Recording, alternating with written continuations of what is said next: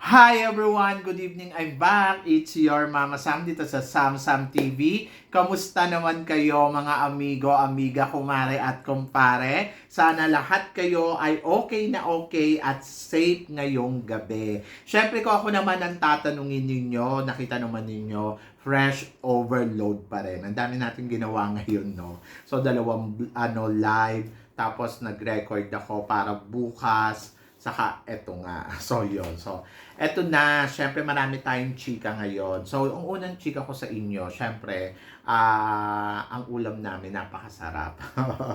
So, ang ulam namin ay kalabasa with fried pork. O, di ba? Kaninang tanghali. Tapos ngayong hapon naman, nagluto si Noon ng fried rice na merong hipon. Na ganito kalalaki yung hipon. Kaya, winner. O, so, yun. Ang sarap.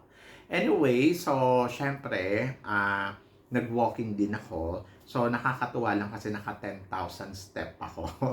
So, yon. So, alam na ninyo. So, maganda kasi yun eh. Kapag nakaka 10,000 step ka every day. So, today, naka 10,000 ako. Yesterday, 7,000. Yung the other day, it's 8,000. But, sabi ko nga maganda yan. So, itutuloy-tuloy ko yan hanggang sa weekend.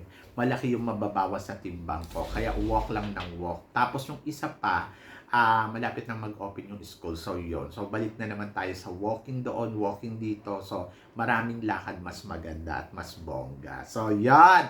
At eto na nga, syempre, ang pag-uusapan natin is about Miss Universe Philippines. So, kahapon nga, in-announce na yung mga corona na ibibigay dito sa mga girls. So, naloka tayo kasi nandiyan dyan yung supranational, nandiyan dyan yung Miss Charm, nandiyan dyan yung Eco International, at saka, syempre, nandiyan dyan yung Cosmo Philippines. So, syempre, sinasabi nila, nako, ano kayang makukuha ni Atisang Manalo na corona? Possible ba mapunta sa ibang corona si Atisa Manalo? To be honest, hindi ko alam. Parang ngayon ang nakikita ko, corona or nothing. So, ganun yung magiging eksena dito ni Atisa Manalo. Kasi, parang, to be honest ha, kung ilalagay mo siya sa supranational, pwede din naman. Siguro yun na yung pinakamabigat na makukuha, pinaka, doon sa list na apat.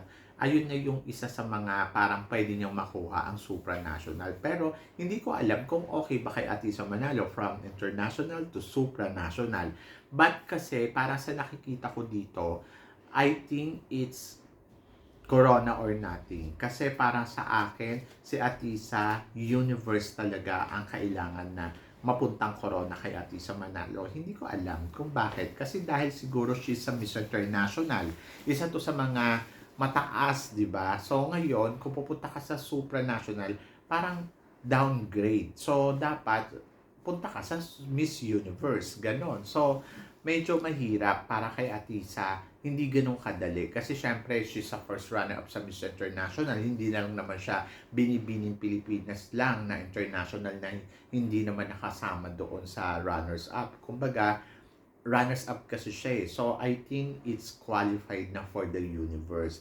So, mas magandang pumunta siya sa universe kaysa mas pumunta siya sa supranational.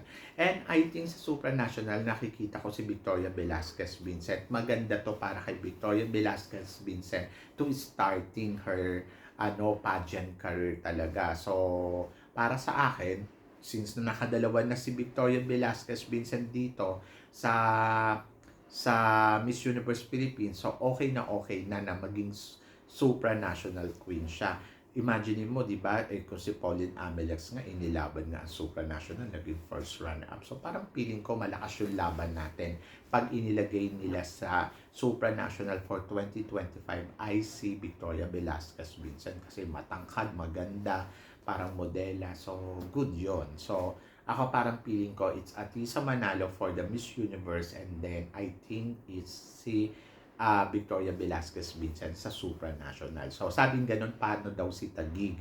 So si Taguig, I think ang kalalabasan ni Taguig dito, runners up, kung hindi siya magmi-Miss Universe. So medyo alanganin lang ako kay Taguig kasi yung about yung age, di ba? So yung overage kasi, parang alam naman natin si Kun na nagsalita na siya ng mga ganun-ganon. So, doon lang ako nag-aalinlangan kay Taguig. But Taguig isa pwede rin maging first runner-up o pwedeng corona or runners-up din talaga. Kasi wala naman din siya pwedeng paglagyan dun sa iba. Kasi nga, she's at 32 years old, turning to 33 years old yata next year.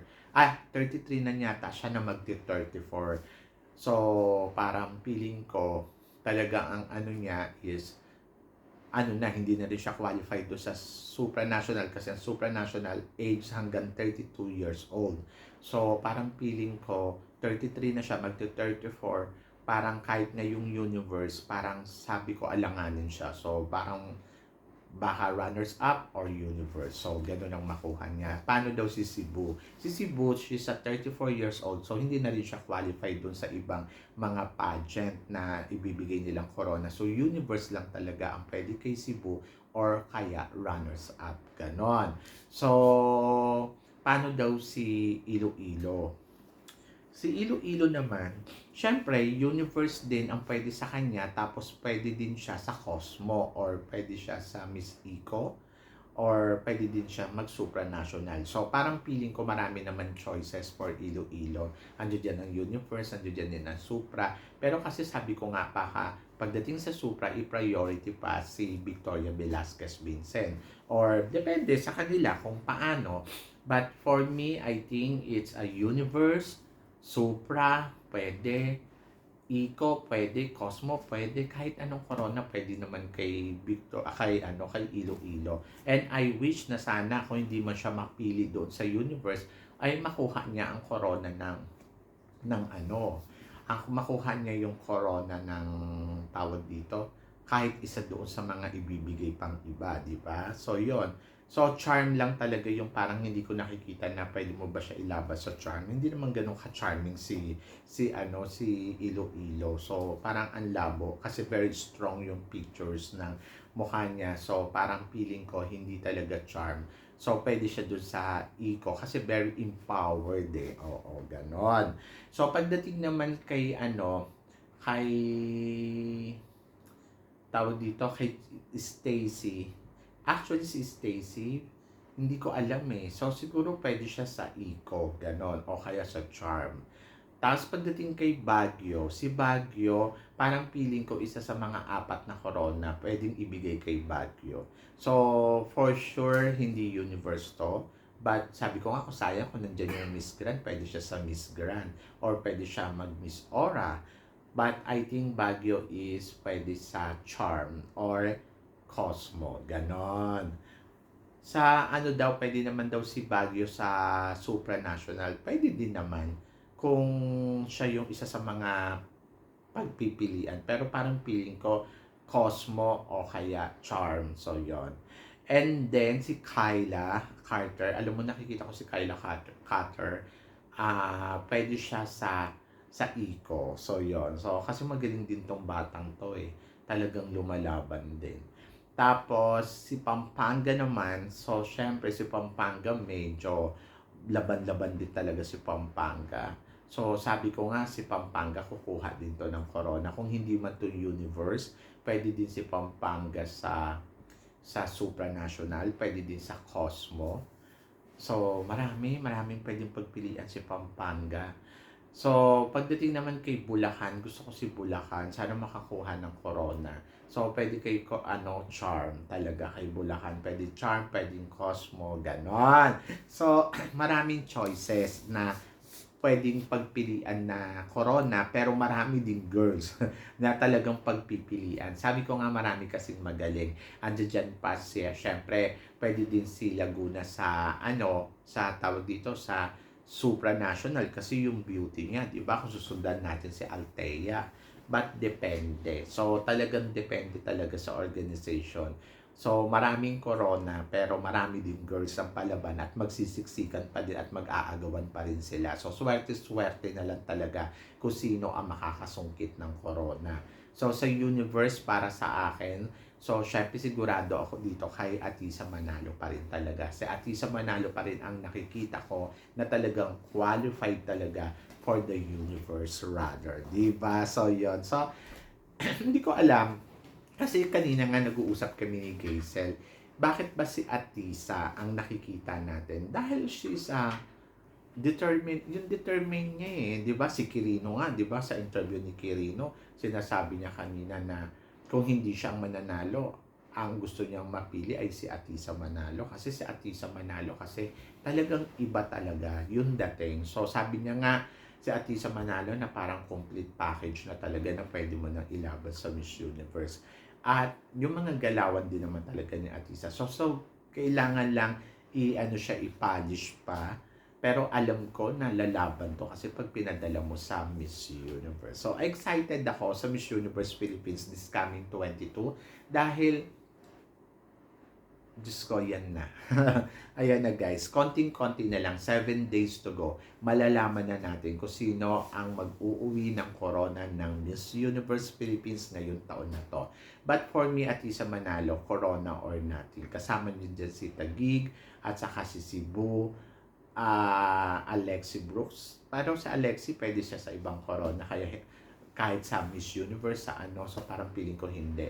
So Pampanga, ganun din. So yung tatlong kandidata na nabanggit natin na galing sa binibining Pilipinas, talagang corona sila or nothing. But alamin natin sa May 22 kung ano nga ba ang magiging kapalaran ng mga kandidata. Kasi sa totoo lang, kanina yung inisa-isa ko sila, ang dami din talagang pwede. Sobra, lumalaban din yung iba. Si Zambales nga, lumalaban din, di ba? Si Laguna pwede din to sa Charm. Si Laguna, Los Baños Laguna, ganun din. So, madaming kandidata guys, sa totoo lang. Kaya good luck na lang talaga sa kanilang lahat. Kung sino ang mag-uuwi ng corona kasi lahat naman talaga magaling, palaban at talagang dekalidad. So, kudos naman sa mga kandidata na nagko-compete dito. Kaya yun yung abangan natin sa May 22. Sa 19, sa prelim, sobrang excited ako dito kasi yung prelim talaga yung inaabangan ko kung ano talaga ang mangyayaring eksena doon. So, yon. Kayo ba guys, tingin ninyo kay Atisa, corona or nothing ba magiging eksena niya dito sa Miss Universe? So, please comment below para at least malaman ko naman kung ano naman ang chika mo sa mga pinag-uusapan natin.